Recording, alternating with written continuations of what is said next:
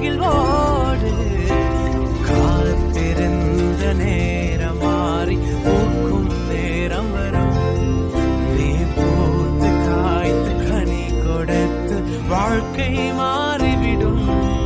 உன்னை பார்த்து நகைத்த உறவுகள் எல்லாம் மீண்டும் கூட வரும்.